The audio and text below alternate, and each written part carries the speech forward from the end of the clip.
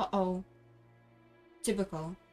Did I not have my open all this time? Kinda insane, to be fair. Lol. Well, it's fine. Glad I fixed it. Oh, let's just read. No, who give a shit about what I'm what I talk about all the time? That is all. Leave me now. There's a bag of sweets on liquor cabinet. Oh, you've read this. Huh?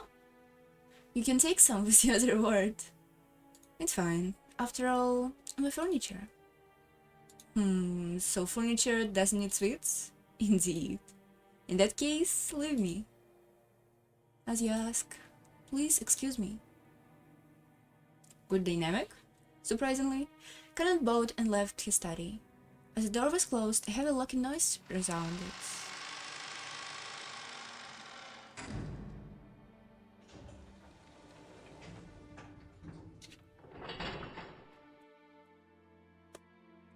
But that was not the sound of Conan locking the door. Oh! Secret passage, maybe? It was a door locking automatically. What a fucking loser. Can you imagine having a door closed automatically because it doesn't trust any fucking people around you? No one could enter without Kinza's permission, and once they left, they could not enter again. It was a mechanism that Kinza, unable to trust his blood relatives, had created to lock himself up in his own study and isolate himself from the outside world. Closed room murder mystery? I know everything about you. I know everything about you. Holy shit. This is like so funny. All of this setup for killing people, all of these like motives, and people who hate each other just stuck on an island. Poor fucking kids. Poor kids. The only ones he couldn't trust now were not the sons who shared his blood, but those servants who called themselves furniture. Oh, really?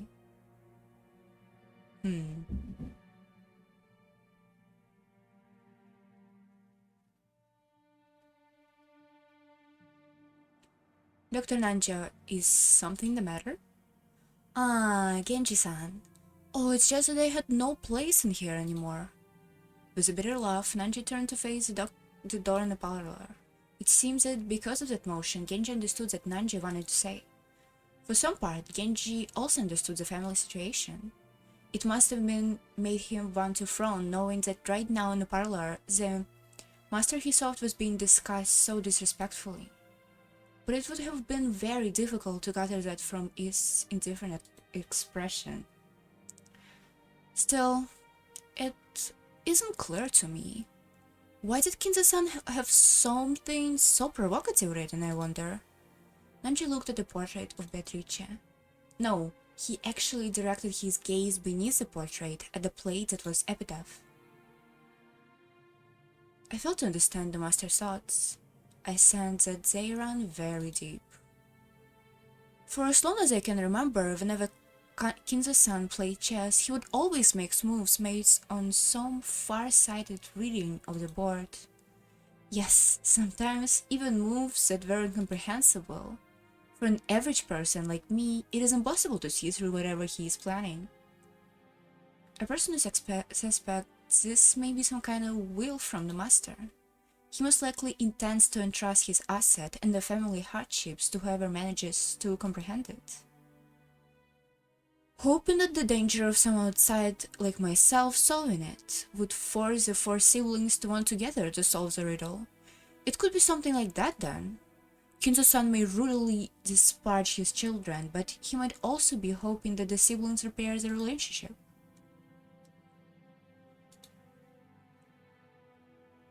If, as Nanja said, this epitaph had been written to repair the relationship between the siblings, how heartwarming that would be. However, Nanji and Genji both knew this was the only thing that could never be the case. There was the two who held the longest relationship with Kinzo, more trusted than his blood relatives, and even they could not guess at Kinzo's true motive. The master is always saying that the right to challenge the riddle is granted to everyone, whether they are a member of a family or not. How about you, Dr. Nanja? No, no, it's a little too hard to understand for this senile old man. Actually, I wrote this epitaph down in my notebook at some point one time. I did this too whenever I play this. Oh my god. I even have this right now. I have the whole notebook that was just related to solving this mystery, and it was so worthless. It turned out to be so worthless in the end, but still, I had so much fun. Before she read it again, it was in another language, so it probably wouldn't last here, so I couldn't even read you anything from it, unfortunately. It would be fun to go through it again, if I find it, obviously. I feel like I have some idea where this notebook would be. Actually, I wrote the epigraph down in my notebook that one time. Night after night, I would try to solve it before going to sleep, but it was truly hard. I believe it shall continue providing me enjoyment for the rest of my days. What about you, Genji-san? I am nothing more than the furniture that serves the master. Golden assets are useless to me. My, you're a humble person. That's probably why Kinza-san trusts you so much. If so, I am honored. As Nanji lightly laughed in response, he once again looked at the epitaph. Behold the Sweetfish River running through my beloved home of old. You who seek the golden land, follow its path downstream in search of a key. That which is written on the epitaph of the portrait of my beloved witch Beatrice as follows. Behold the Sweetfish River running through my beloved home of old. You, who seek the golden land, follow its path downstream in search of a key. As you travel down, you will see a village. In that village, look for the shore the two speak of. There is a key to the golden land sleeps. You, who land hand upon the key, must journey as follows to the golden land. On the first twilight, sacrifice the 6 chosen by key. On the second twilight, those who remain shall tear apart the 2 who are close. On the third twilight, those who remain shall praise my noble name. On the fourth twilight, gorge the head and kill. On the fifth twilight, gorge the chest and kill. On the sixth twilight, gorge the stomach and kill. On the seventh twilight, gorge the knee and kill. On the eighth twilight, gorge the leg and kill. On the ninth twilight, the witch revives, and none shall be left alive. Kind of losing game, no? What is this? On the 20th twilight, the journey ends, and you shall reach the home of the gods. So, if you think that it's like some sort of ritual, and if you enable this ritual on these days, this amount of people gonna die, you're completely wrong. I can spoil you that's for sure. So, while we put that option out of the way, it's just more interesting to think about how it could be implemented in other ways. To be fair, I don't even think... It's all speculation. I don't actually know the answer to any of this. And what answer even is? Is this like location? Is this actually description of a ritual? So I don't know the answer, but my theory is it's not any of this not actually happening in the real world per se. But it's kind of baseless theory. On the 10th twilight's journey ends, you shall reach the home of gods. The witch shall prize the wise and bestow for treasures. One shall be all the golden land's gold. One resurrects all the dead people's soul. Excuse me? So everybody dies, witch is resurrected, the witch shall prize the wise and bestow for treasures. Who are you prizing which?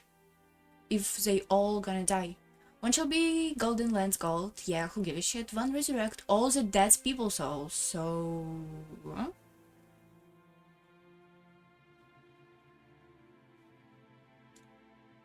One even revives all the love they possesses. And one who's a witch to eternally rest. And one for the witch to eternally rest. Oh, so they all gonna die and then somebody can resurrect all the people who died, but one person is staying dead? It sounds like rules of like some sort of find the killer game. Tabletop game, I mean. Rest in peace, my beloved witch, Beatrice.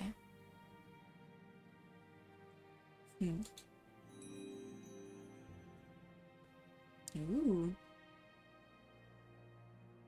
Umineko no Naku Koroni, Rondo of a Witch, and Reasoning. Hope. Saturday, October 4, 1986, 1500. Sanity Beach. Uh-oh. Overexposed. So, on a tense twilight, the journey shall end, and you shall reach the Golden Land. You really are diligent, Maria. You did a good job of taking notes for all of this. I forget a lot, so I write things down. Oh, she's just like me. Write things down like Mama said. There was a notebook inside the headbag Maria was always carrying around, and Beatrice's epitaph was copied onto it. Thanks to that, we were able to challenge the puzzle of the epitaph while here on the beach. For Jessica and the others, this was a puzzle that had already tried to solve several times and had already gotten bored with. But it was a first for me, and I was so excited that I couldn't stop. It really tricked my male sense of romance. Let's start with the first line. Behold this sweetfish river. Sweetfish river. This is a weird type of fish. Running through my beloved home of old. Where was grandfather's old home again? I heard that before the war, the Yoshinomiya family had a mansion near Odawara, so that said you'd want to know about sweetfish rivers that flow through Odawara, right? Yeah, because the river is the starting point, and then it's got you who seek the Golden Land, follow its path downstream in search of a key. That river... what river in Odagawa? It's got to be one with a sweetfish swimming in it. For sweetfish in Odagawa, it'd be Hayakawa. It's famous for its mountain steam fishing. I hate fish. Maria, you'll understand when you get older. You'll be all salty roasted. You'll be like, lick, lick, lick, salty roasted sweetfish. Yummy. Even though we just ate, I'm getting hungry again. Shall I bring you some biscuits? Huh? Oh, sorry, that's not what I meant. Don't mind me. Chan-chan, who didn't have any afternoon chores for a while, was faithfully keeping us company. I would have thought that as a servant, as company as would force you to take care of us and tire her out, but it seems that it wasn't so in her case. To the contrary, it seems she having fun joining in on our conversation with people of a similar age. When I asked, she told me she was a live-in worker. So normally, the only person close in age to her was Jessica. I get it, that must be pretty wearisome. Alright, so I get this sweet fish-filled river near Odagawa is Hayakawa. In that case, we have to go down it. Do you mind if I find... do you find anything if you head down to Hayakawa? If you follow it downstream, you'll arrive at the ocean. Of course, you reach the mouth of a river. And then the third line of the epitaph was, as you travel down it, you see a village. By the way, since long ago the mountain of rivers have generally been key points for transportations, and large cities tend to be built here. That'd be next checkpoint. It's a pretty good theory. Just like you imagine in ancient times, there were a very Emperor's old city here. That's where Odagawa Castle is. Odawara Castle is. It's so hard for me to read Japanese names if it's not in katakana or hiragana. I think I might have gone to Odagawa Castle on a field trip once. It really was a wonderful castle. Yeah, I went to Odagawa Castle too. Even though I live in a Western style house, I'm sure it's true that Japanese people feel calmer with Japanese style. I think castles are boring. Theme parks are better. I see. Alright. If we find the gold, the Great Butler Sama will generously reserve a whole theme park for a day and let you play all you want. Still, Odawara Castle. The hidden gold of Odawara Castle. Kind of was the right ring to it, don't you think? Hahaha! Well, we figured out that much when we tried this 2 years ago. The village down the river was where the Sweetfish swims in Odawara. We figured that it was probably somewhere near Odawara Castle. The problem is next line. Alright, let's see where your strange reasoning can take you. Jessica grinned proudly. It was like she was saying that if the puzzle could be solved so easily, she would have found it long ago. Damn it, I'll definitely find it and keep it all by myself. The first line. In that village, look for shore the two speak of. I don't know what it means by the two, but anyway, the shore? What does it mean by the shore? Is there any place near the village with a shore in its name? Ooh, this is clever.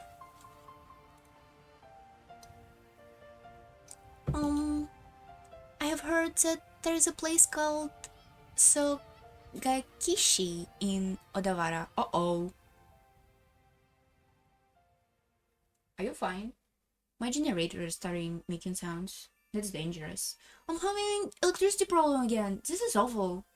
Well, how did I deserve this? I just want to stream. I don't stream much at all, so let me have it, please.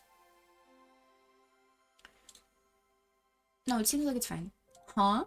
Wow, you sure know a lot. So, what does it mean? Shirin-chan, are you also after the gold and trying to solve the riddle? That makes us rivals. It's not like I'm interested in gold. It's just that George-sama told me about it before. That's because we reached the same conclusion 2 years ago. We even went and lent out a map and looked it up. It was about 5 kilometers on the north of Odawara Castle. There certainly was a place called Sogakishi here. But after that, we get stuck. The 5th line doesn't say where the key is hidden in that place. Maria-chan, could you read it for us? There is a key to the Golden Land. Sleeps. I read it! Sugakashi is probably large, and there wasn't even any house built here by the Shinomiya family. With no hint to where the key is hidden in a huge area, we pretty much have to throw it over the towel. You're right. And without the key, we can advance to the next line. Judge Ayaki, what kind of place is Sogakishi? That's kind of weird to try solve it if you never even, were here. I'm not sure. I've never been here, so I don't really know, but according to the map, it's in the mountains. I'm pretty sure it was at the base of Mount Asma. Something doesn't sit right with me here. Aren't puzzles for the hiding place of treasure meant it to be hidden more exact than this? I get the feeling we're breaking up the whole tree with Sogakishi. I don't know about that. Sogakishi looks suspicious to me.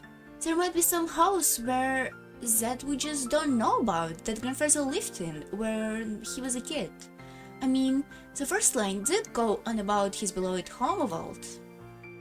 Shannon, Grandfather has you pouring drinks and stuff for him a lot, right? Haven't you ever been made to listen to stories from his past?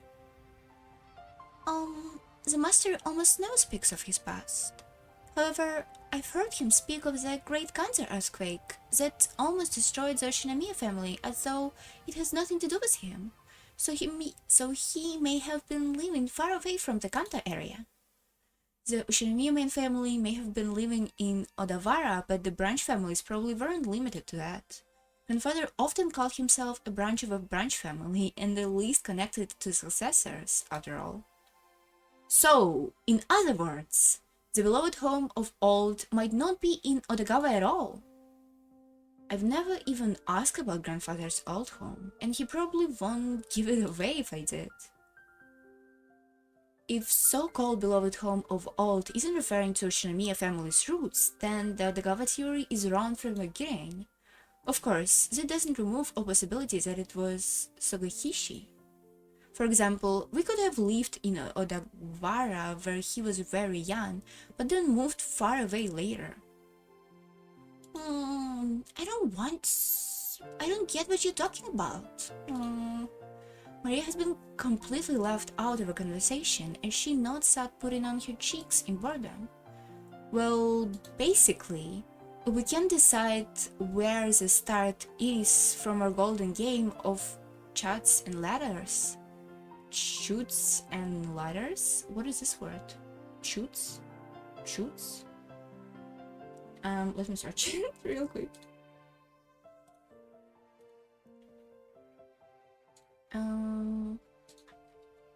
Chutes.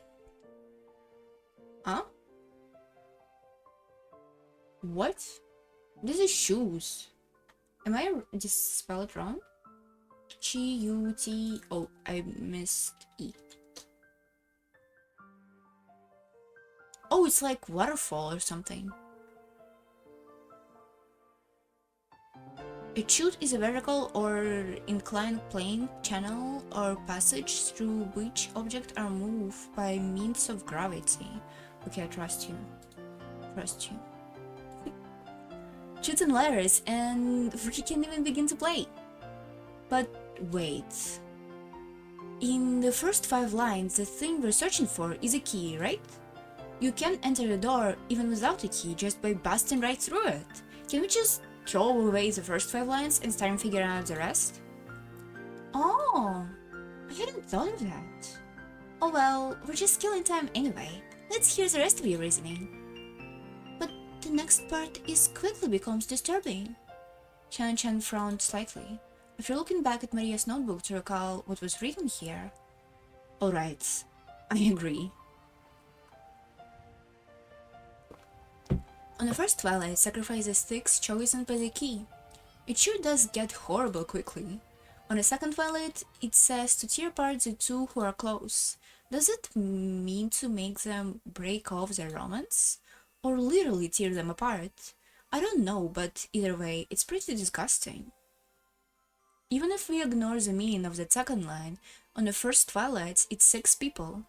And on the fourth, though, 8 twilights is 5 people, so at least 11 people must become sacrifices. 4, 7, 10, 11, 12, 14, and 5, 19.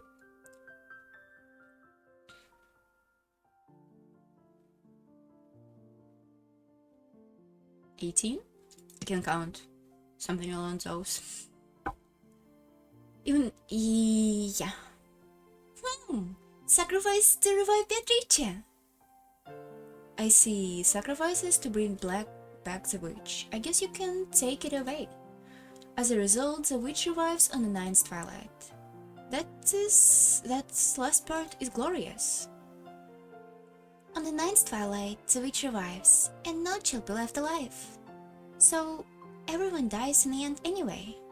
And then it's got the goal finally being reached in the 12th twilight that follows.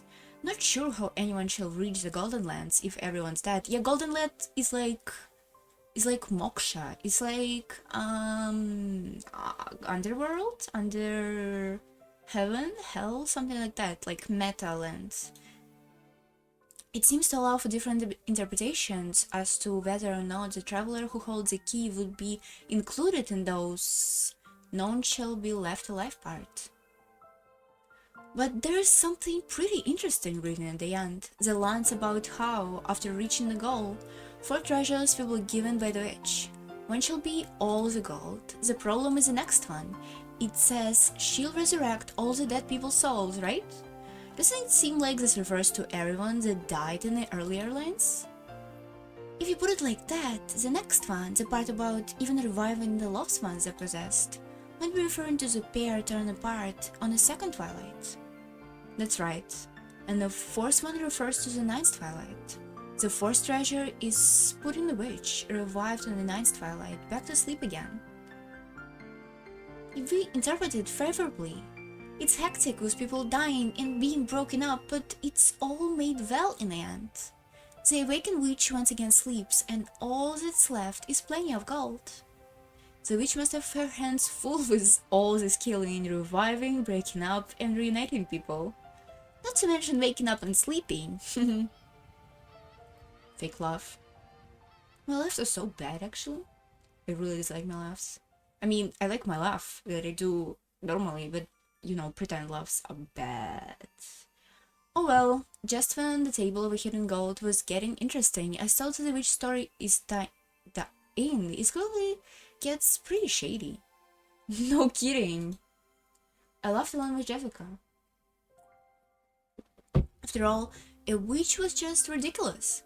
Of course, when we started laughing like that, Maria, who believes in witches, got angry. Witches are awesome! They can do anything with magic. Even kill! Must normal, must say in a family member. Even bring back to life. Even give love, even take it. Can fly in the sky, can become invisible, can make gold and bread out of nothing.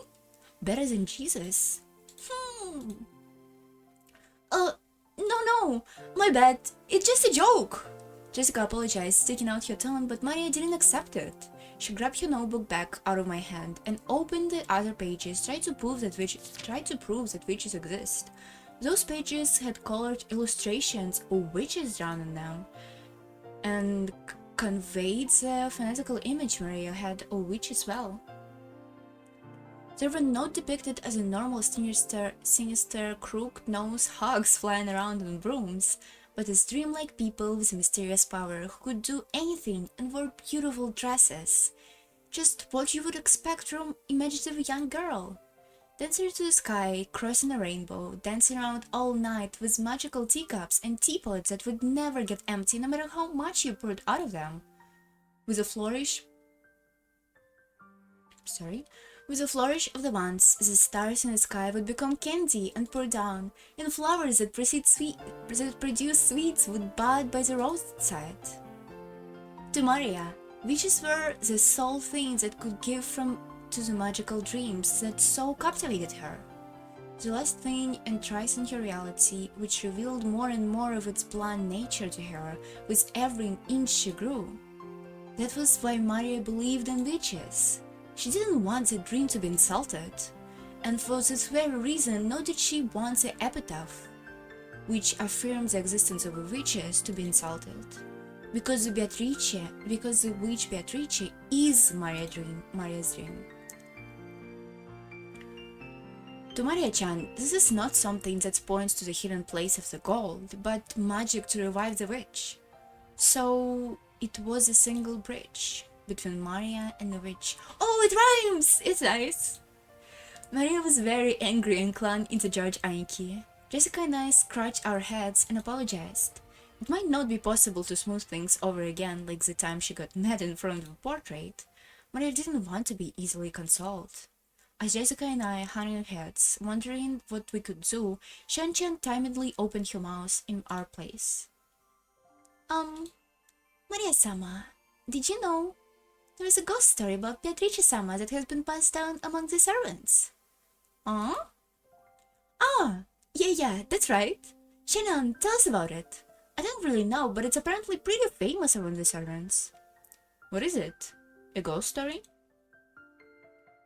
Yes, it seems it's a story from before we were born. It's also heard it from my mother. Yes, it's been passed down since a mansion was built on the island. The servants of the time whispered that mansion had two masters, one of the day and one of the night. The tale the channel told was just like a typical campfire ghost story. If there was a forest witch, if there was a forest with a witch living inside it, then inevitably, the witch was going to pay the mansion a visit. At some point, this ghost story naturally sprouted up between the servants.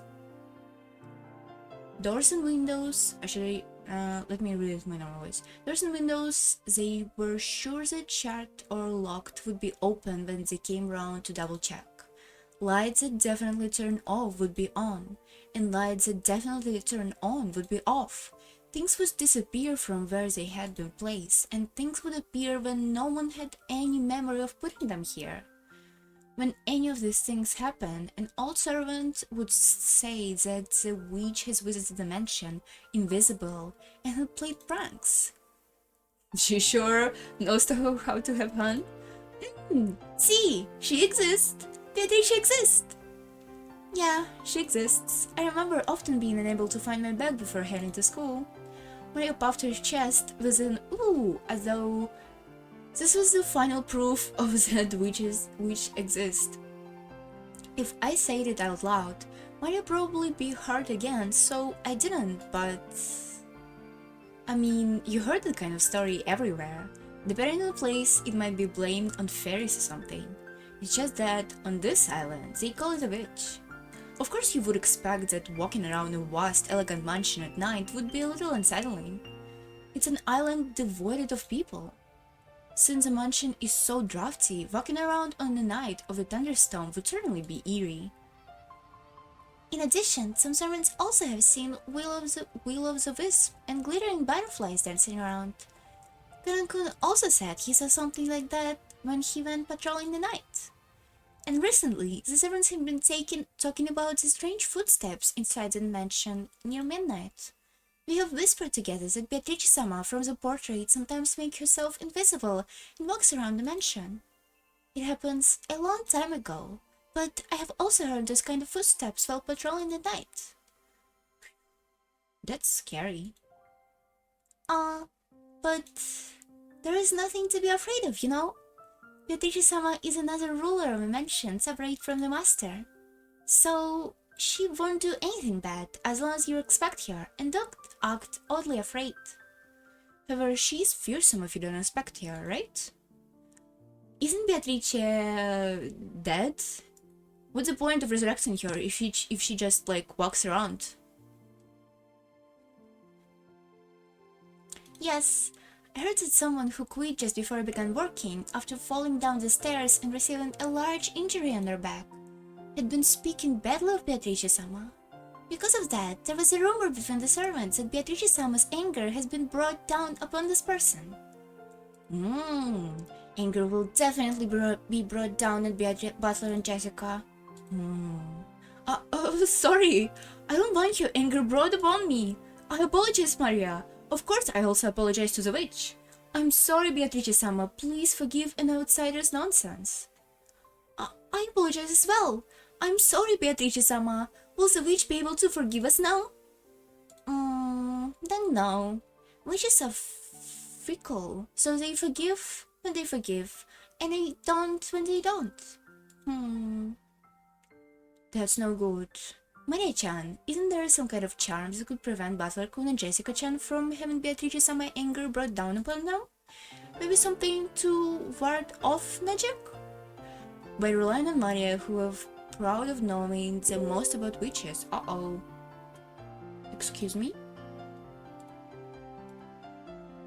What the fuck? Bite? Holy shit, that's my fucking dad sending me some fucking self-help bullshit.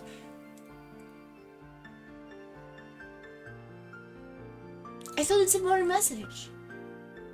I'm sorry.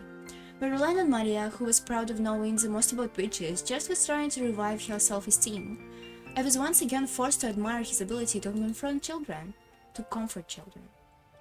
After crossing her arms and pondering seriously as to whether there was some charm capable of protecting Jessica and myself from the witch's wrath, Maria began flipping through the pages of your handbook. I had thought it was just a simple Scrabble diary, but it turned out that there were also many pages that looked like they had come from a book on black magic. She was intensely comparing several such pages onto which had been copied that looked like magic circles. It looked like the black magic hobby wasn't limited to grandfather alone. Perhaps she had finished her research. She vigorously closed the notebook with a snap, threw it into a handbag, and began fishing through the bag's content. It seems that various jumbled up things were in here. For a while, she continued to take out various pieces of junk, although they were probably important magical items to her, and repeatedly threw them back in, saying they were all wrong. She looked a little humorous, almost like Santa Claus delivered over which She looked like Santa Claus deciding over which present to give. Finally, it seems that she has excavated what she was looking for. With a face unimaginably brighter than the different expression she had worn until now, she stuck them out to Jessica and me. I reached out to grab it and noticed that it was a very cheap looking charm. It looked like a bracelet mixed from plastic rosary with a scorpion motif medal attached. Uh-oh. Salome? I mean, you often find cheap accessories that correspond to the constellations. It felt like a gift that you might win in the crane games at the arcade. It literally looked like something like that. There were two, probably one for me and one for Jessica. However, considering the odd fact that there were two of them, they looked like cheap manufactured goods, and it was quite hard to think of them as magical items. Don't be mean to a child. Are you giving this to me and Butler? These are charms. Even Beatrice is no problem. With these charms, even Beatrice is no problem. Because the scorpion has the power to block magic. This is real, by the way. Real, by the way, for sure. It's so real. It's so real. It's gonna literally not make them killed in the end. So real. Can't believe. Huh, really? Didn't think Scorpion could do that. Puzzler doesn't believe. I had inflamed Maria again because I said too much. Maria took out her notebook and turned and pointed page after page, going on and on about how the scorpion had holy power and had been drawn on a magic-repelling magic circles since ancient times. I've heard about that from some... I heard about that from some of the other younger servants. Something about how the scorpions are drawn as a magic-repelling symbol in sorcery. Huh, really? The scorpions protect against the bad magic and disasters. And emerald bring peace to the heart, so it has double the effect. It's true. The scorpion is wrapping around an emerald protecting it. I see. It seems very useful. I really wanted to make fun of this worthless looking charm. Don't be a bitch. It's not even... The point is that it's not supposed to be like good looking. The point is as a child give it to you and you want to have good relationship with your little sister. A little cousin, whatever. But as I watched Maria explaining the charm with all of her heart and realized that she had prepared them out of consideration for us, it felt as though even if we were just a prize from a game center, it would still be beneficial. Don't say it like this. Say you glad that she takes care of you because she's a cute little kid. Material quality isn't what important about charms, it's the strength of a feeling behind them, thank you. It's like to think I had enough respect for myself not to make fun of those. Thank you, thank you. I respect Butler, he's okay. He's okay, he have like traits of a typical protag, but he's nice. Okay, thank you. I apologize to Beatrice-sama, but even in the worst case here, we're cursed. No. Why can I read? It's just so hard. My brain can't comprehend letters and words. Okay, thank you. I apologize to Beatrice-sama, but even in the worst case, where I'm cursed, I'd be safe now thanks to a charm. Right, Jessica? Yeah, that's right. Thank you, Maria. Wear it on your arm when you want a peaceful heart. If you put it on your wallet, your money won't go down. If you hang it on the doorknob, bad things can get in. A very useful charm. What an incredible effect. Uh-oh. If it's charms that Maria-chan can recommend with confidence, I'm sure it will be reliable. As Shan-chan dropped her hands together lightly, Maria stuck out her chest. She was completely cheered up again.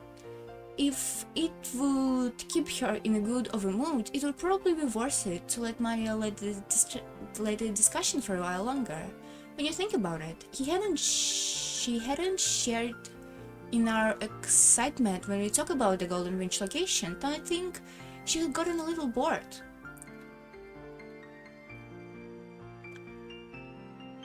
While eating the cookies Kumasawa-bachan has baked, Jessica and I asked Maria this and that about black magic. Maria happily chattered away in response to our questions. For each one, George, Anki, and Shan-chan would act surprisingly and agree with everything she said. The color of clouds in the night sky grew progressively heavier, but the cousins really enjoyed communicating freely after 1 year of separation.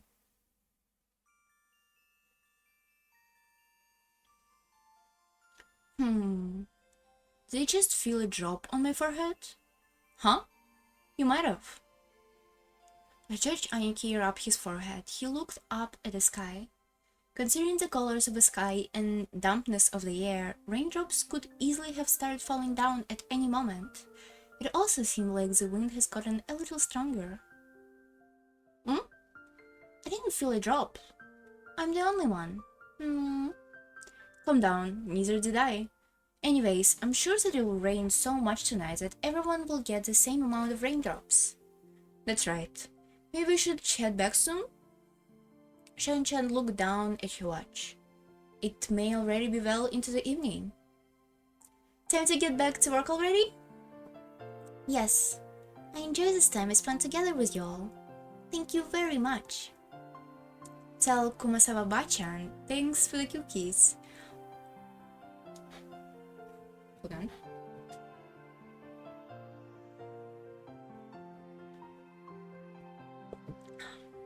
Alright everyone, help out with the cleanup.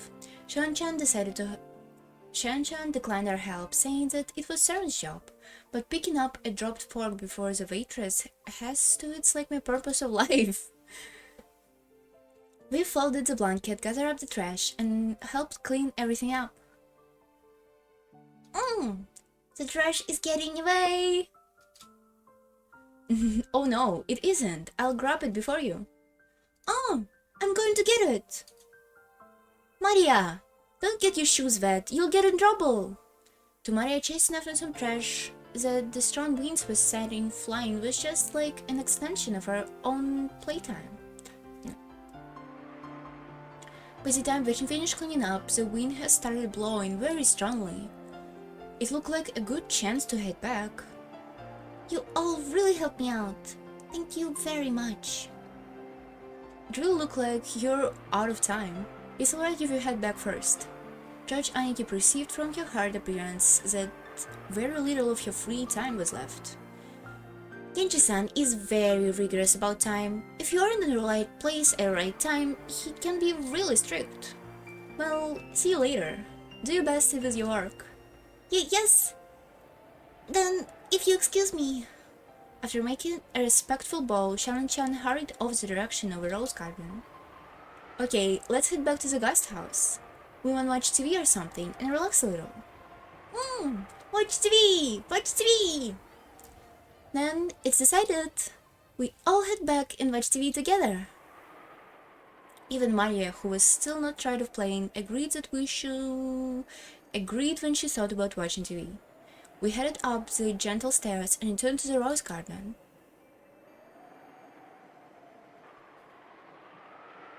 The wind has become very strong, and roses shook through the garden like ripples of water. This might be our last chance to see these beautiful roses. Tonight's typhoon is sure to ruin them. These roses might be done by tonight's wind. Yeah, I'd say they were lucky though. After all, they got to welcome all of you before the typhoon. A flower will always lose petals at some point. However, because of that, we can admire them even more when they are in bloom. That's right. Maria, burn this image into your eyes. At this moment, they are the best roses of the year. Uh-oh. Burned into ice. Right then, Maria suddenly clapped her hand. It looked like she had remembered something. My rose! The typhoon will send it flying! Oh, you mean that unhealthy rose George Einke marked with a ribbon? It seemed that Maria remembered where the rose was. She ran at full speed. The rest of us followed her. Where was it again? I'm sure it was somewhere around here. We searched everywhere around the area, but after all, it's only a single flower amongst all of those roses. Even though we knew it was somewhere close by, it wasn't proving easy to find. The winds that made up the front lines of a typhoon were making the roses throughout the garden undulate. It was almost like it was teasing us by making the locations of Maria Rose impossible to find. Maybe it wasn't here? Let's try spreading out a bit on a search. Sounds good. Let's go for strength in numbers. What's up, Maria? As we made to split up and search, Maria tugged my jacket with an unhappy face. It felt like her intentions was to stop us from going to another place. What is it? What happened? My rose is here. It's here. But it's actually not, is it? Maybe it was on the other side of a flower bed. If we look, we'll find it fast, right? It's here! My rose is here! Look for it! Look for it! Maria stomped her feet in irritation. She was pointing at the spot, saying it was definitely here, yet it actually wasn't. And yet, if we went to go search elsewhere, she got mad. We were at loss for what to do. For a while, we would have to stay with Maria and pretend to search through this rose ticket. Ticket?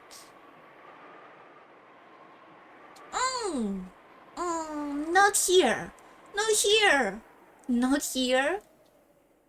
Maybe she's saying that it should be here, but it isn't.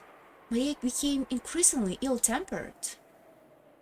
Oh man, is it really the only one who remembers where her rose was? Really? You don't remember? You just was here.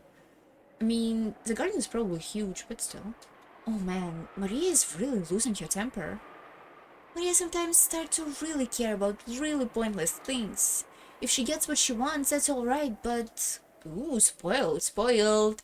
You can find something that isn't here. That's not good.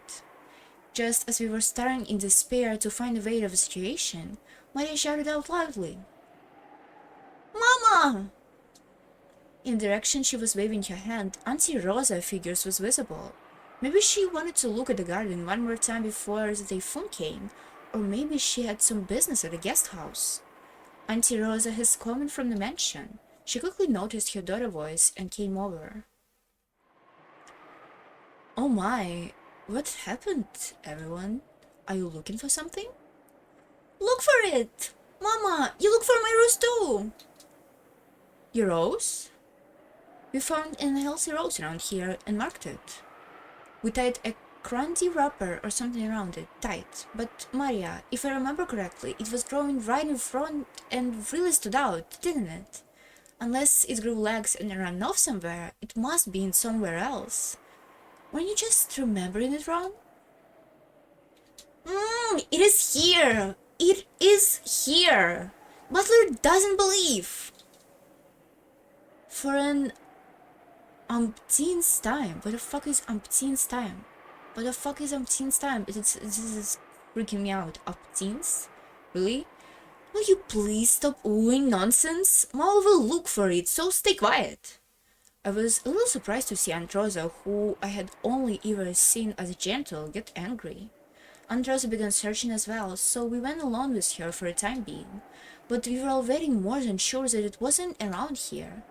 And so Auntie Rosa also realized very quickly that it wasn't here. The rose isn't here. Did you mistake this place for somewhere else? There are so many roses around. This is wrong! It is here! Mom doesn't believe! I do believe you. That's why I'm searching. But it isn't here. But it is here. It is here, but it isn't. Then someone must have ripped it out. Just stop whining like that. Who ripped my rose? Who? Give it back! Give it back! How should I know? Stop it! Stop that whining! Uh-oh. Auntie Rosa slapped Maria's left cheek with her palm. For that instant, Maria was shocked into silence. Of course, it was only for an instant. When Maria realized that her wish was being rejected before it could be fulfilled, she started yelling with an increasingly louder voice. Oh, I hate this shit. It's just one simple rule of parenting. Don't beat your fucking kids. It's so easy. Why can't you just do it? Freaking patriarchal families. My rose! My rose! Didn't I tell you to stop that weird habit? That's why all the kids in your class make fun of you. Cut it out! Uh-oh. One times is at least like you can say it was my fucking temper, I'm sorry, but 2 times? Yeah, that's... okay. I'm joking, obviously. First time it was too much. Once again, her palm slipped Maria's cheek. This time she didn't go silent. She choked as she started crying and began to growl in an increasingly louder voice. Auntie Rosa was clearly irritated and lifted her hand once more to try and shut her daughter up. Auntie Rosa, no, she's just a little kid. There is no reason to get so serious. I attempted to intervene with a forceful smile and my hand clapped together, but the deadly serious look I was thrown by Auntie Rosa taught me quickly that I shouldn't butt in. What the fuck, she beating her kid? Of course you should butt in! I'm sorry, would you all return to your room for a little while? Your auntie needs to have a little talk with Maria. Nobody believes in my rose, even though it was here. Look for it! Look for it! Here, it was here. But it's not here. Then you must be confusing it with something else, mustn't you? It is here. It's definitely here. Then it has disappeared. Give it up. Why? Why did my rose disappear? Why? I mean, it is a difficult situation when a kid is stubborn, but holy fuck. There's 100% other ways to resolve this fucking problem, and you're not even resolving it. You're just making everyone upset and yourself angry and kid fucking crying and traumatized for the rest of their life. Holy shit. Fucking great parenting. What is this?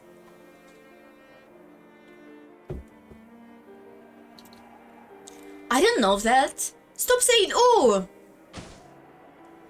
Aunt Rosa once again raised her hand and, overrun by emotion, slaps Maria's cheek.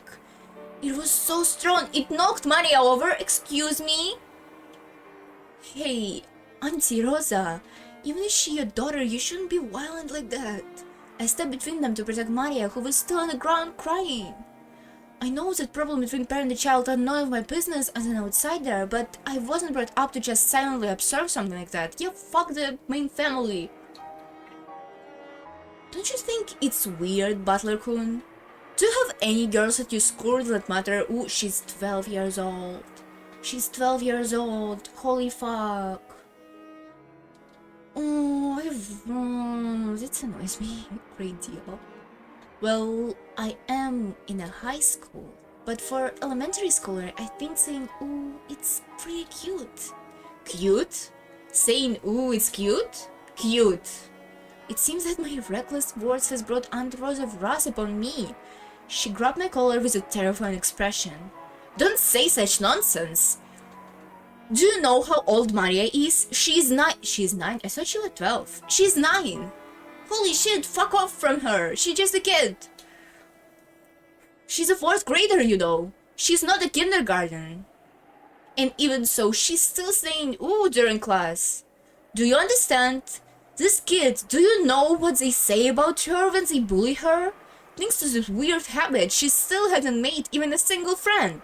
Don't turn your eyes from reality and recklessly call Maria cute.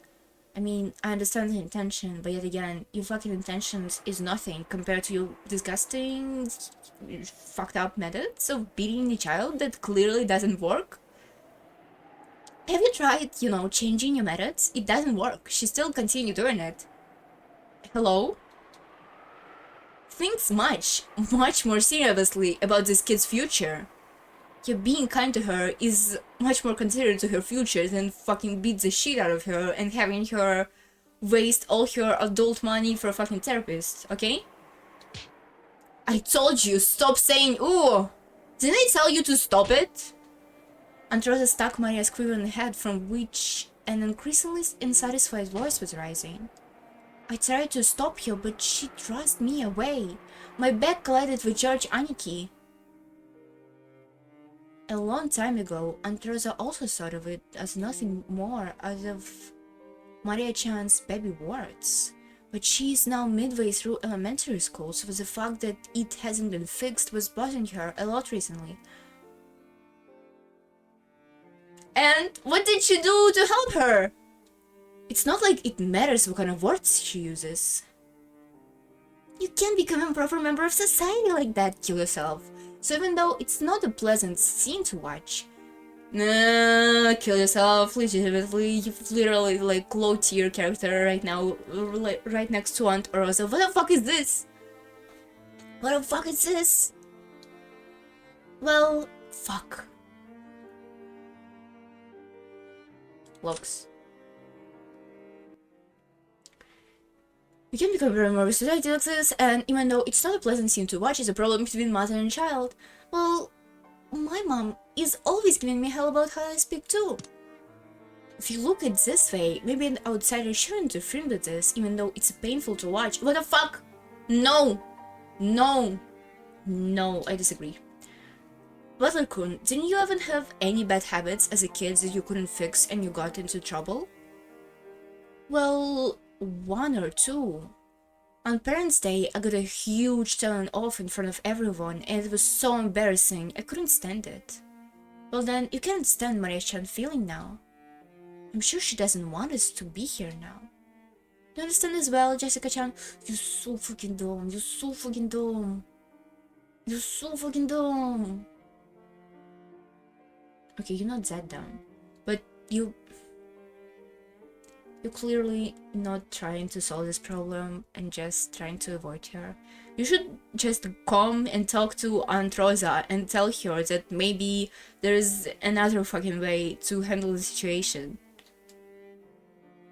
I don't think anyone likes to being seen when they're being punished. Punished for what? For being stubborn? I mean, she didn't actually do anything wrong. She didn't even, like... Let's go. Let's return to the guest house. Then, after Maria-chan comes back, let's welcome her, as though if nothing happened. Ooh, that's probably for the best, isn't it? We thought that George Anki's point was probably correct, and if we could use that correct sounding reason to justify a retreat from the painful scene, that would probably enough for us. Jessica and I nodded to George Anki, and we all left. We called towards Maria that we were going to head to the ghost house, but since it didn't seem to rock her ears, we felt guilty and shameless even saying it. In that case, look by yourself as much as you want. Mama doesn't care.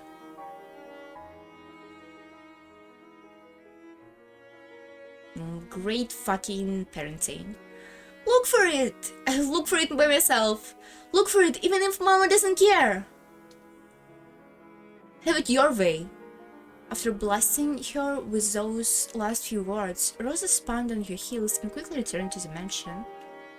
Maria probably viewed that as cold, heartful gesture. But from Rosa's perspective, that was not her It was not her intention. It was because the hand which she was so emotionally struck Maria's cheek was still numb. Kill yourself, man. What the fuck? It was because if she stayed here screaming, she might again be taken over by her emotions and continue slapping her dirty cheeks over and over. I hate this. After Aunt Rosa left, only Maria was left in the rose garden, all alone.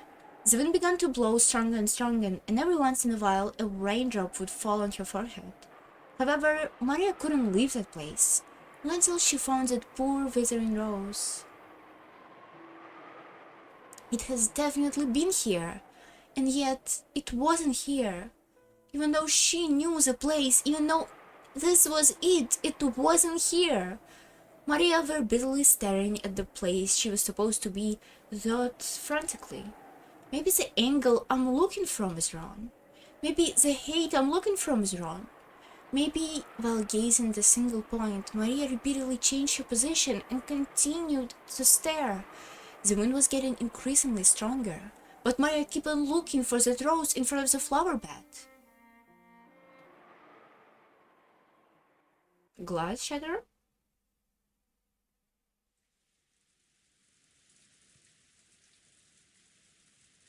No, okay. Kinsey noticed the sound of a raindrop beating on the window. It had finally started to rain. It has begun later than the weather report was predicted. Kinzo, as if being summoned by the sound of rain, approached the window. The sound of the rain is a sound of silence. That sound feels quieter than any silence and makes humans remember that. In the end, it's called white noise, by the way. In the end, they are alone from when they are born to when they die. You're late, Beatrice. Where's the sports directed at the rainy sky? No one could be seen in the direction of Kinzo's gaze. Witch in gold, Tiambalo. So, shall we begin? Our banquet of miracles. In this very moment, that island has been cut off from the world. Yikes! That was that unknown who can interrupt my ritual. There are many feeding sacrifice for you. 4 of my children, 3 of their companions, 4 of my grandchildren. I like you, but I wish you weren't like that.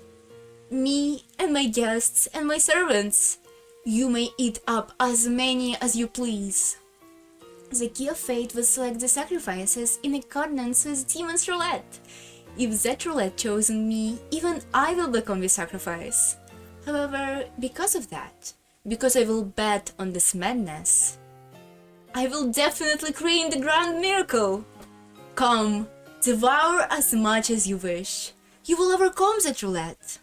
Yes, I'll put everything on the line. First, I will return the hardship of the Shinomiya family. Take it! As Kinzo violently opened the window, he ripped the golden ring from his finger and forcefully threw it away. At the moment, thunder resonated, giving the illusion of the lightning has accepted the ring. And when you are resurrected, it will be me who stands here. I will live until the end and watch over you as you awaken. Now come, Beatrice.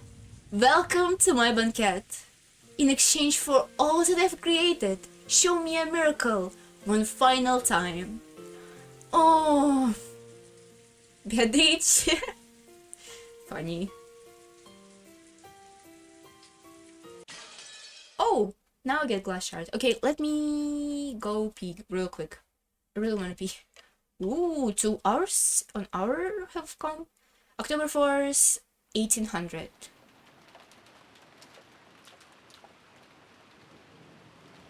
Okay, be right back.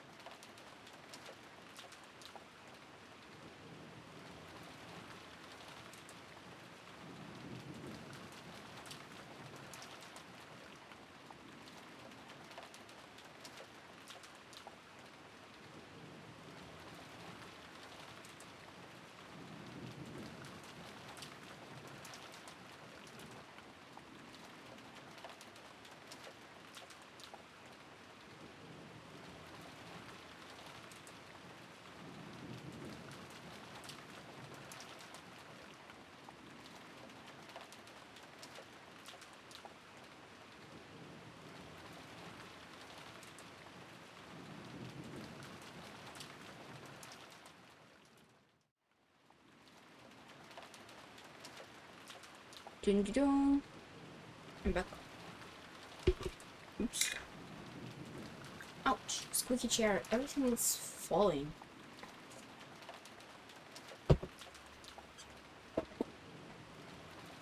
Good sound. A news... Ouch. A news sticker popped out on top of a TV program we were watching.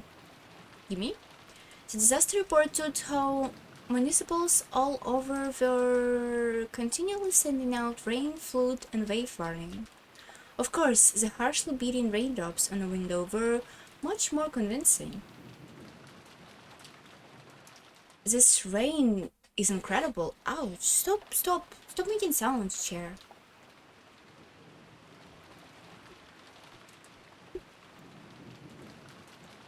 This rain is incredible. Still, when it's raining this hard, it feels like it's going to stop soon. You wish. They said that they phone moving slow, so it could be like this all day tomorrow. And even a little weather be enough to stop the boats. It looks like we won't be able to head out on Sunday after all. I'm glad I was cautious you didn't make any appointment for Monday with the outside world. I guess this means it looks like we're skipping school Monday. Living on an island, starting to look pretty good. Uh-oh. Uh-oh. Uh-oh. A lot of really bad setup. Oh, fucking demon sacrifice? Excuse me. Also, where is Maria?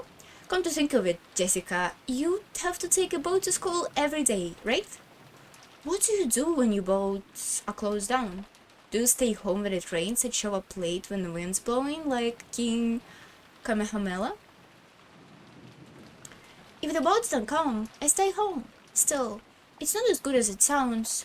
Most of this time, I get ordered to do private study, and then super anal about checking it, so it's not like I can take it easy.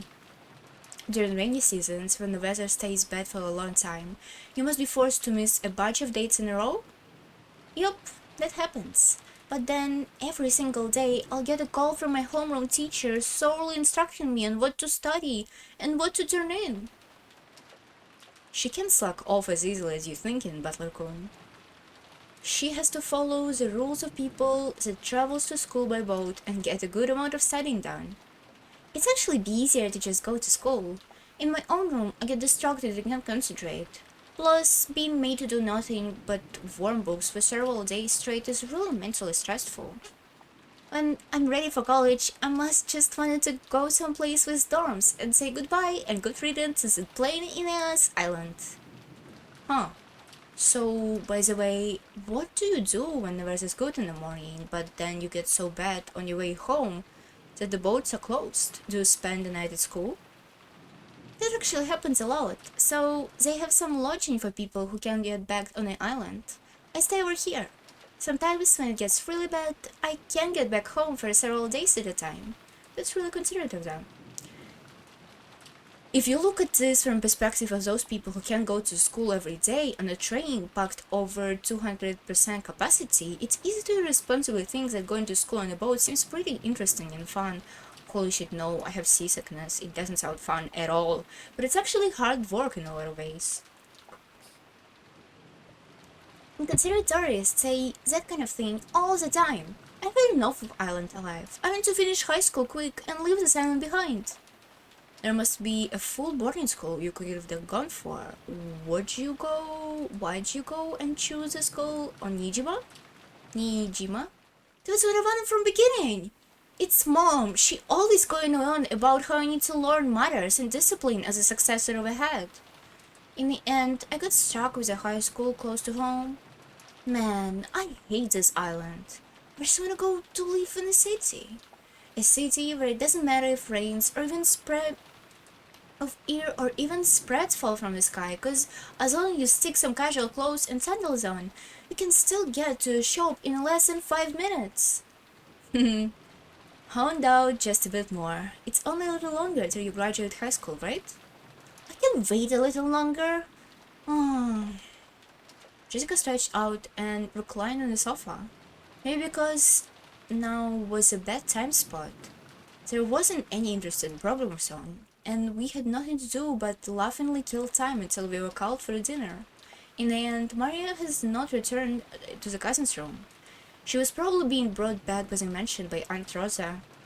You sure? Okay. It had to be pretty boring for Maria, all by herself, while the adults are having confusing conversations. We thought we might head to the mansion to see her, but after all, there was a lousy weather, and there wasn't much time until dinner, so we stayed where we were. At that time, we heard the sounds of a humble knock. Jessica answered. Hello! The preparations for dinner are complete. Please come to the mansion. It was Kankun's voice. He went to all the trouble of coming from the mansion in this rain just to call over? Couldn't we just called us on the phone? Oh well, maybe sometimes part of a servant's duty is to go against common sense.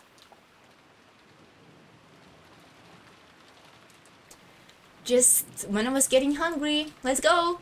George and Nikki turned off the television and stood up. My stomach been growling for ages. When family dinners were always fancy as hell, every time. And did Goddess San say it was calf steak or something? Oh, I can't wait. Holy shit, calf steak sounds good. I would love to eat this. They get even more fabulous in a day as a family conference. Even I'm looking forward to it. Let's go, let's go! As we left the room, Karen-kun bowed slightly and respectfully. Alright, let's go. Is the rain nasty out here? Yes. Please take care not to get your garments wet. After seeing the three of us, Karen-kun peered into the empty room. Is Maria-sama not with you? Nope. Isn't she with Auntie Rosa? Uh-oh.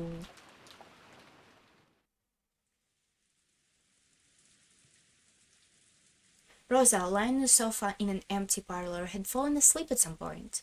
She was bearing a burden on her shoulders that the children could never have imagined. But you did it to yourself, you bitch! What the fuck? Therefore, when she let herself relax, that exhaustion quickly led her into the world of sleep. Oh, you're a moron. Realizing this, Genji brought a blanket over to her. When he tried to spread it over her, her eyes snapped open. I thought she had received an electric shock. Ah! Oh, it's you, Genji-san. Thank you. When she realized that the thing that had touched her was just a blanket and that Genji has been considerately giving it to her, she let out a sigh of relief. Did I wake you? My sincere apologies. No, it's okay. I hadn't planned on sleeping in the first place. What time is it now? I asked for the time. Genji checked the pocket watch that he took out of his chest pocket. It's slightly after 6 o'clock. Rosa gave her head a little shake as she realized that, even though it had felt like she had slept for a long time, not much time had actually passed. Even though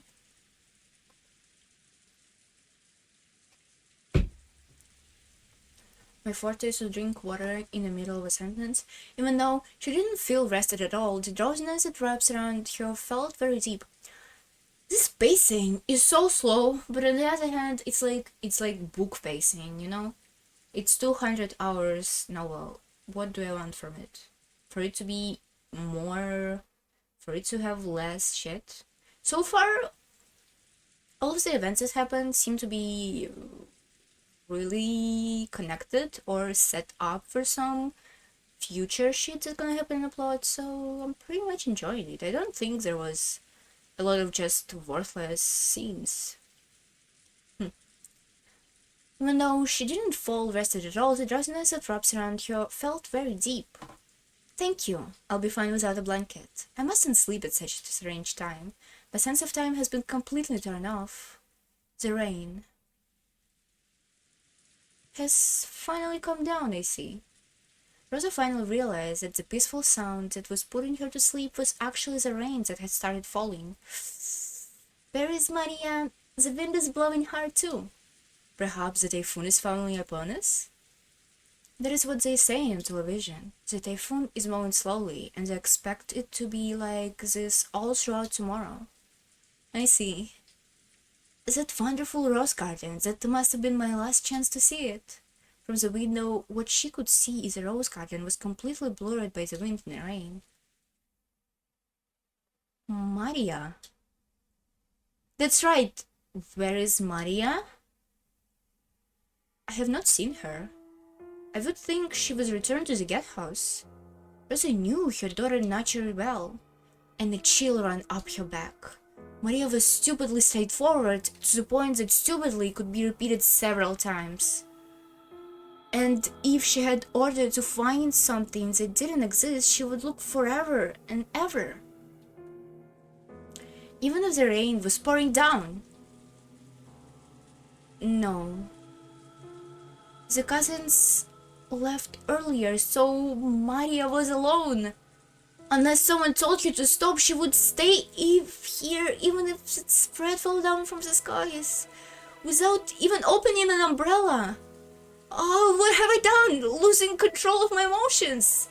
As her mother, she had known about Maria's foolish straightforwardness better than anyone, yet she had once again lost control of her emotions and done such a horrible thing. Maria! Rosa pushed Genji away and ran down the hallway. Is she really here? The outside really looked like a typhoon. It was pouring down magnificently. Maybe because of some figure of the terrain, the wind was not strong as typhoon, so an umbrella wouldn't be turned out of one's hand. Even so, it was enough to call it a storm. There was no time to admire the roses being soaked in the rain.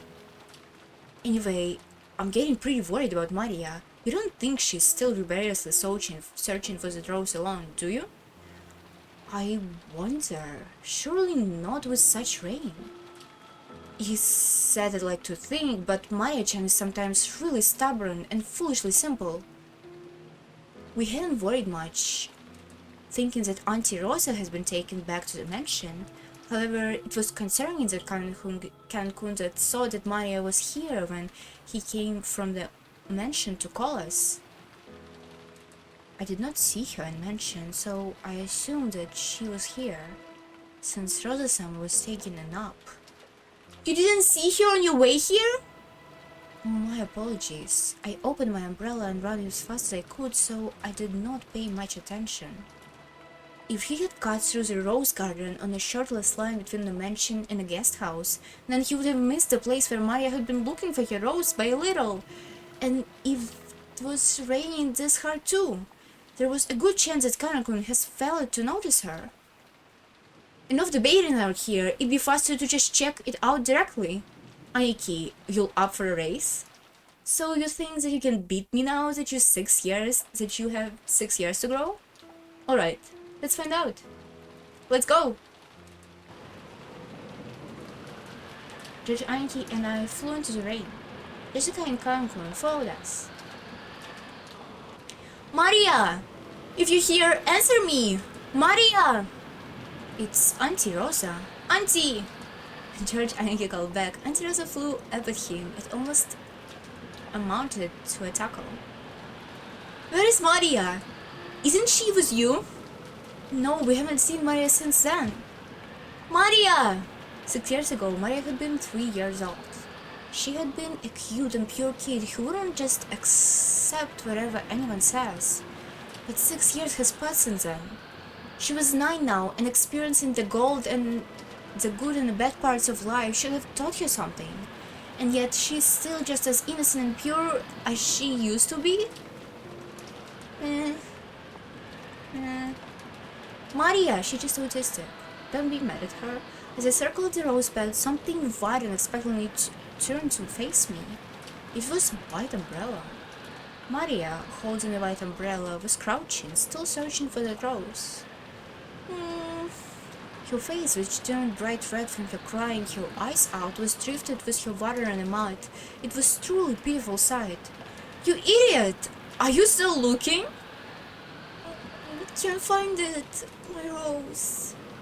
Can't find it. Maria had probably been here since the rain had started pouring down.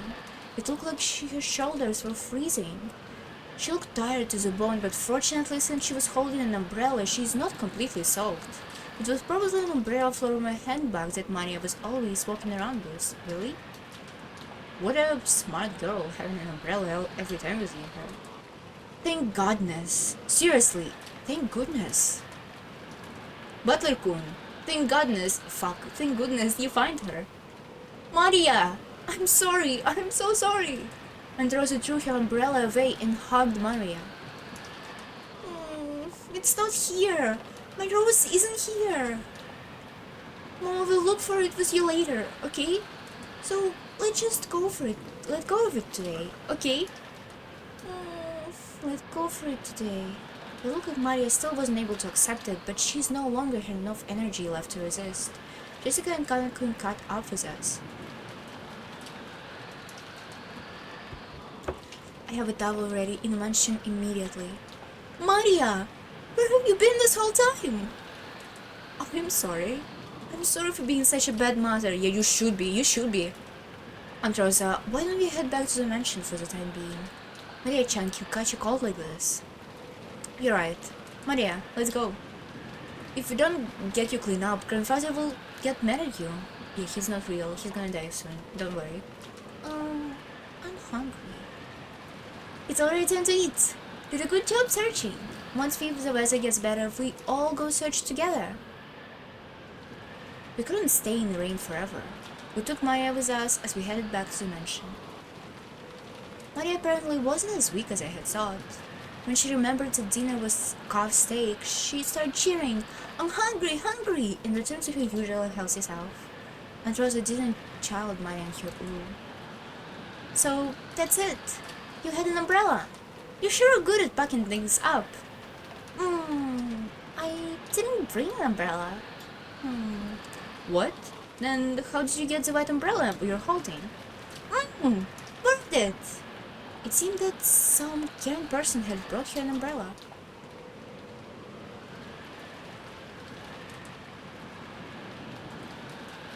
Hold on.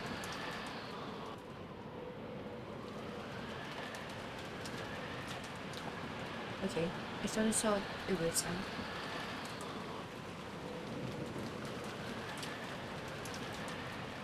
A normal girl would look for shelter once and start raining, but there is no way Maria's stableness would be broken by something like that. So maybe that person gave up recommending that she find shelter and at least brought an umbrella for her. Really? I will have to thank them. Who was it? Beatrice! That name that Maria mentioned very happily was the one of the island's witch. Rosie took a deep breath and asked again, trying to avoid hurting Maria's feelings. Not that she was happy. Really? That's nice. So, who was it? The person who brought you that umbrella. Beatrice! Much annoyed. Ooh. I really dislike doing oohs. They're so cringe, but like, she says them, so it's part of the character, so I should obey. Maria, who quickly picked up what her mother left. Maria, who quickly picked up that her mother didn't believe her, made an angry face once again. So Rosa stopped pushing the subject. It looked like it would be faster to ask a person who had lent Maria the umbrella during dinner, rather than ask Maria herself.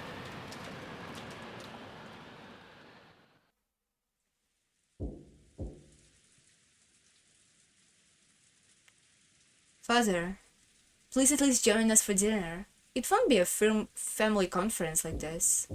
Along with the dull pounding of the door, the sound of crows and treaty could be heard. However, the voice seemed to harbor a sense of registration, and its sound would not reach its intended ears. Kinzo-san, won't you at least go out for dinner? Haven't all of you children gathered here to see your face? Silence, Nanjo. So the bishop won't work. One more short. Apparently, Kinzo was completely focused on the final battle of his long-lasting chess match with Nanzo. His brow wrinkled. He continued to glare at the same board, though his spectacles, Krause's voice didn't reach his ears. Kinzo-san, I'm also hungry. Won't you go down and eat? In that case, you can go by yourself. Let me consider the next move for a while longer. We are going to finish it tonight. Otherwise, it looks like the match will never in eternity be settled. Naji stood from his seat, hoping this would prompt Kinzo to do the same, but Kinzo's eyes never left the chessboard. He knew well that Kinzo always displayed a blind concentration when it came to chess, but he had never seen Kinzo as focused as he is now. He was acting almost as though, just as he had said, if the game wasn't finished tonight, there would never be another chance for them to continue their contest. Further attempts to persistently call him would surely not reach his heart. Nanji gave up and headed to the door that Kraus was still banging on. The door to the study opened. Kraus took a step back. Surely Kinzo didn't actually come out. But it was Nanji who stood at the door. Kraus breathed a sigh of relief. Dr. Nanji, is father... I'm sorry I couldn't be of service. Kinzo-san world is nothing but his room now. Nanji shook his head with a completely defeated expression. Kraus raised his fist once more and banged on the door, shouting, Father, can you hear me? We are heading down now, but anytime you feel like it, please join us. All of your children are waiting for you. The voice was very loud, and the door was being noisily pounded on. There was no way that it wouldn't reach Kinzo's ears. It was reaching him. However, he was ignoring it anyway. True, fuck them kids. However, unlike the time he was being called down for lunch, he did not get into a rage. Oh, so when Kinzo beating kids, you're okay with it, but when Rosa beating kids, you're suddenly calling her a bitch. Yes. I'm sorry, Rosa is not obsessed with black magic as Kinzo. Yeah, they both sucks, but you know, Kinzo is a more interesting character for me. However, unlike the time he was being called down for lunch, he did not get into a rage. Kinzo was not simply calm as heart, but it was almost as though he had attained peace by turning himself over to fate. I am not interested in dinner, nor my son's faces. I will only leave here when Beatrice is resurrected, or when I am chosen as a sacrifice for the key. The demon's roulette has already started spinning. What meaning does dinner have at this point? So true, bestie? Why eat? If a demon could kill you? As though the painfully loud banging on the door had completely failed to enter his hearing. Kinzo, in a state of total peace, silently thought about the next chess move. Just as always, Kinzo was the only one missing from the dining hall. Kraus, wearing a bitter smile, returned with Nanjo. Just as always, father is not feeling well. He truly regrets missing a once-in-a-year opportunity to sit together with his gathered relatives. Even Rudolph snickered. Judging by Kinzo's character, he didn't regret it at all, and none of his relatives regretting that he didn't appear either. Then, why don't we start dinner? Gotta get it started. Certainly. Well then, ladies and gentlemen, we shall begin.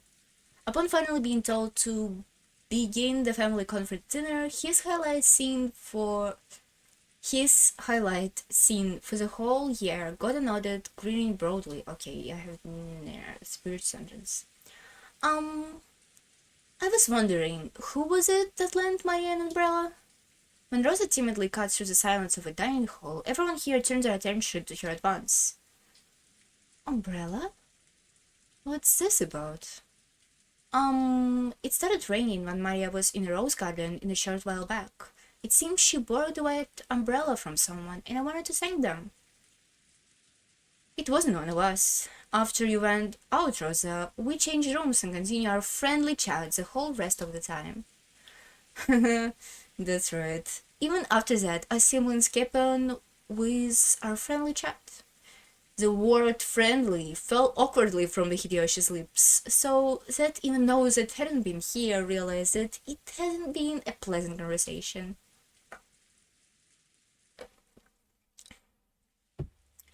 At the very least, it certainly couldn't be me, Eva, Rudolph, even Hideyoshi and Kurie-san. We were all together the whole time, even after Natsuhina-san and Rosa-san left. The whole time until the meal started. Nisan went up to the study with Genji-san to call father. At the time, the rest of us went straight to the dining hall, so it wasn't one of us. For a consideration like a lane in an umbrella, wouldn't it be one of the servants? So, Goda-san, I have been in the kitchen the whole time preparing. My sincere apologies. Goda looked slightly disappointed about missing the chance to show off. Should have lied.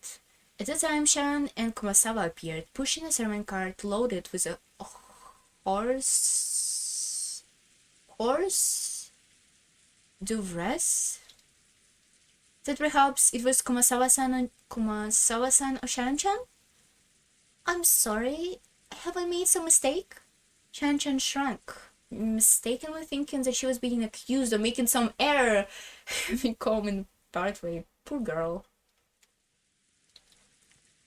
No, you haven't. When Maria-chan was alone in the rose garden, it started to rain. Someone gave her an umbrella.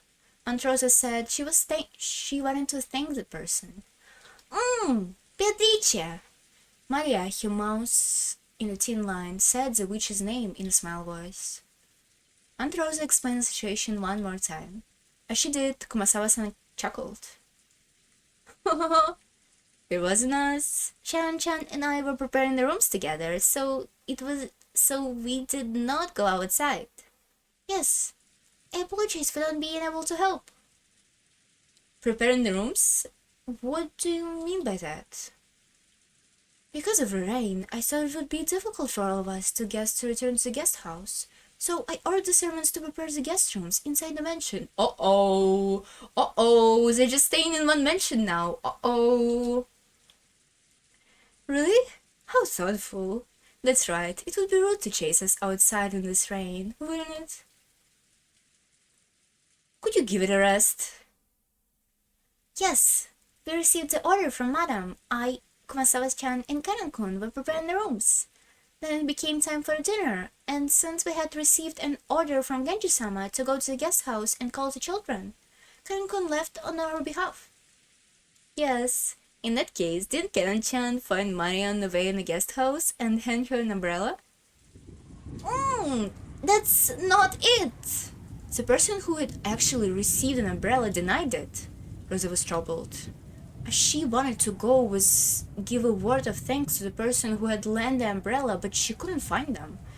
And she had thought that asking like this with everyone gathered for dinner would work immediately. Then, Natsuhina-san? I'm sorry. After my friendly conversation with everyone, the headache was so bad that I have been resting in my room. Therefore, I did not go outside. Then who? George-kun and the kids? That can't be right. No, it wasn't us. We were watching television in the guest house the whole time. Actually, we thought that Maria has just gone back to the mansion with you. When Karan-kun came and he asked whether Maria was us, that was when we realized that she wasn't in the mansion. In the first place, if it were me, before lending him an umbrella, I'd have grabbed her hand and pulled her under the roof. Becketing. Rosa was completely baffled. One by one, the relatives and the servants will call me that it wasn't them, even though it really wasn't something anyone could need to hide. With that, by process of elimination, the number of people it could have been wasn't large. Uh-oh! Somebody already planning a murder here, if it was a normal story. This scene, you for sure know that either there's a new party entering the stage, or it's one of the characters hiding their presence to have, alibi for the murder. But it's none of this, it's true. With that, fuck me, huh? Poor girl can read. With that, by process of elimination, the number of people it could have been wasn't large. Of course it wasn't me. Right after it began raining, I visited Kanzo's son's room and have been playing chess with him up until now. Which means it also wasn't grandfather. Wait a sec. Isn't it starting to get a little bit weird? Who's left? Then who? Genji-san? Huh? Wait a second, don't get me wrong. It's not like I'm searching for some culprit or anything. All I want to do is, as a mother, thank that person who gave Maria an umbrella in the middle of the rain. Giving an umbrella to a girl loitering in the rain was something to be praised, not hidden. Despite that, no one raised their hand. Why? Everyone started whispering about how strange this has gotten. Calm down, Rosa. Why wouldn't we ask the person who brought the umbrella? The idea that everyone would agree makes sense.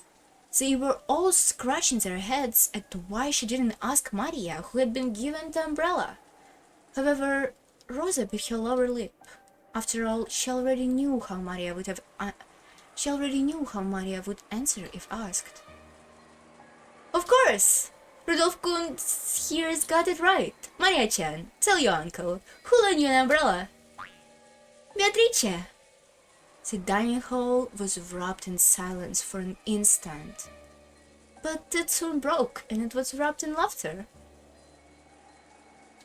I see. Beatrice, the witch of the forest. I feel pity and lent her an umbrella. What a nice story. Rosa, here you go.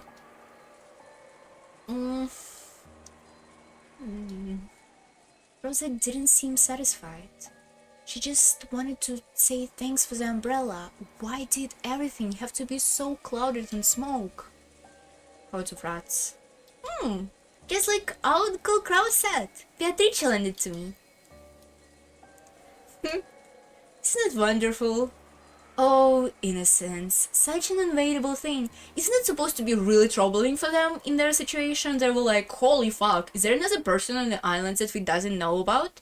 Shouldn't be like, ding ding ding ding ding ding ding ding.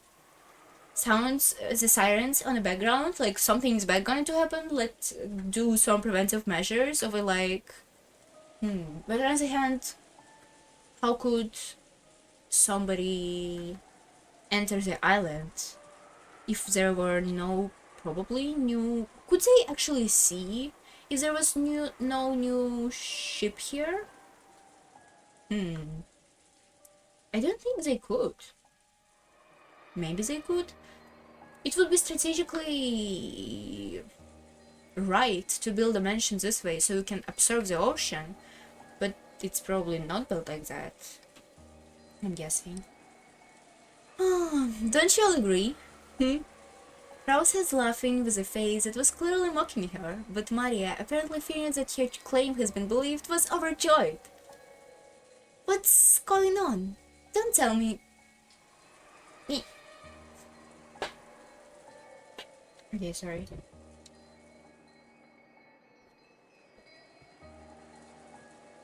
What's going on? Don't tell me a witch really appeared and lent you an umbrella? Jessica asked me in a smile voice that wouldn't carry over to Maria, who was sitting across from me. Hey, has Maria been the type of a joke? Fuck. Oh, sneaky cheer.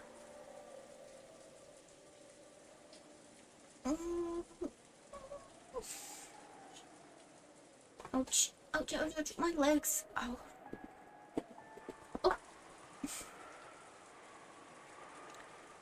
If we had heard the kind of story pop out of this old bastard's mouth, we'll have just taken it as another joke. However, coming from Maria's mouth, it became somewhere inexplicable, strangely unsettling. No way. She's always been frank and serious. Hadn't she always just followed up jokes that were supposed to be obvious lies? I'd never even heard of her clocking a joke. Andressa probably knew that better than anyone. It appears that because of this weird situation, she had no idea what was going on anymore. So, if Maria says that she borrowed an umbrella from Beatrice, that's definitely was Beatrice? We're talking about Maria here, so I can't imagine it was some kind of metaphor or joke. It might be the best to take what she says in a face value. What's going on then? Are you saying that Genji-san or something put out that fancy dress from the portrait and gave Maria the umbrella? Where is Genji? Did we ask Genji, by the way?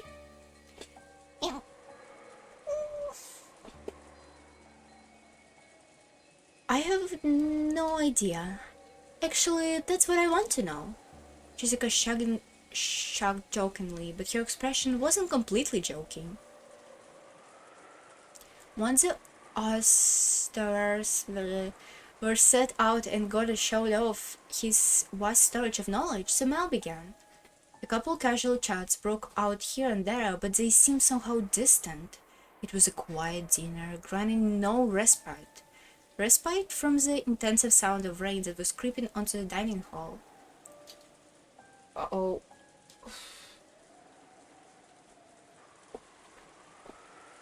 Kumasawa and Shannon.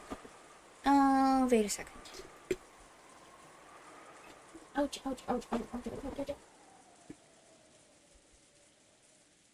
Okay, now it's good. Kumasawa and Sharon, pushing the servant's cart, ran into Geji and Cannon on their way. Uh-oh, time to go. Thank you for watching. Bye-bye.